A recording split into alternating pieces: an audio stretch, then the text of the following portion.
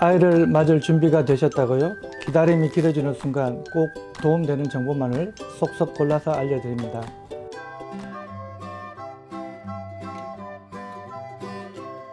안녕하세요. 임신 준비만 오늘의 쌤 송승훈입니다.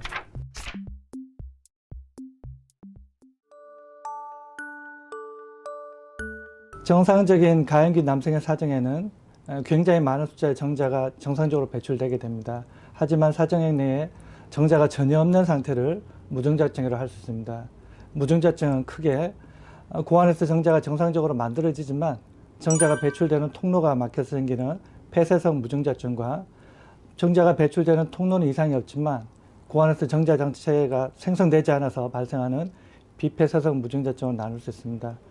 무정자증은 일반 남성의 한 1% 정도의 유병률을 보이고 있고 폐쇄성 무정자증이 40% 정도, 비폐쇄성 무정자증이 한 60% 정도를 차지하고 있습니다. 그림은 남성의 생식기관을 보여주는 도면이고 실제로 사정액 내에 정자 자체는 약 2에서 5% 정도 굉장히 소규모이고 대부분의 사정액은 전립선과 정낭에서 분비되는 성분으로 이루어지고 있습니다.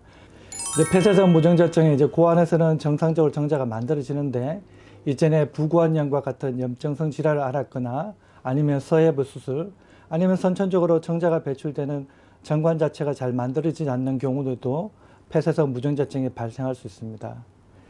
비폐쇄성 무정자증은 고안에서 정자 생성 능력 자체가 많이 감소된 경우이고 유전자나 염색체 이상 아니면 항암치료, 잠복고안 등으로 고안 자체 기능이 떨어졌을 때 발생하게 되고 아직까지 원인을 밝히지 않는 경우도 종종 있습니다.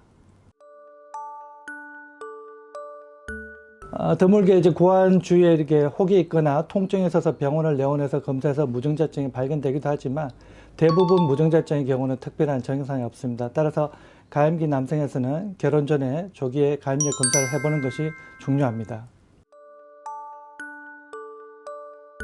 폐쇄성 무정자증인 경우는 고안에서 정자 자체는 정상적으로 만들어지고 있고 단지 배출 통로에 어디가 막혀 있는 것이 원인이기 때문에 가능하면 막힌 부위를 뚫을 수 있는 개통 수술을 먼저 시도하게 되고 개통이 어려운 경우는 고안에서 정상적인 정자를 채취해서 체외 수정을 하게 되면 대부분 임신에 성공할 수 있습니다. 비폐쇄성 무정자증은 고안에서 정자 생성 자체가 심하게 떨어져 있는 경우가 많고 이런 경우 약물 치료에도 반응하지 않는 경우가 많습니다. 이런 경우는 저희가 수술 현미경을 통해서 고안을 직접 절개해서 확대한 다음에 정상적으로 정자가 확보되는 경우에는 체외 수정을 통한 임신 시도를 할 수 있지만 이 수술을 통해서도 정자가 확보되지 않으면 영구불임 상태가 되기 때문에 굉장히 중요한 상태로 할 수 있습니다. 남성 난임의 수술은 대부분 수술 현미경을 통해서 이용하게 되고 정교정맥류 수술, 정관문합술, 부고안 정관문합술 아니면 현미경화 고안 정자 채취 수술을 통할 때도 수술 현미경을 통해서 고배열로 시야를 확보한 다음 수술을 진행하게 됩니다.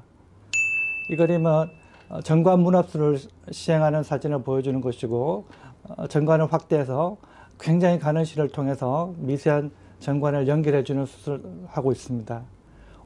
다음 그림은 비폐쇄성 무정자증 환자에서 고안을 절개해서 확대해 봤을 때 가운데 원부위에서 정상적으로 정자가 생성된 부위를 확보할 수 있고 이를 통해서 정자가 확보되면 체외 수정을 통한 임신을 시도할 수 있겠습니다. 초음파 사진에서 보듯이 정자가 나온 통로가 막혀서 뒤쪽이 확장되어 있는 걸 볼 수 있습니다. 이런 경우는 저희가 마취를 한 다음에 요도 내시경을 통해서 막힌 부위를 뚫어줌으로써 문제를 해결할 수 있게 되겠습니다.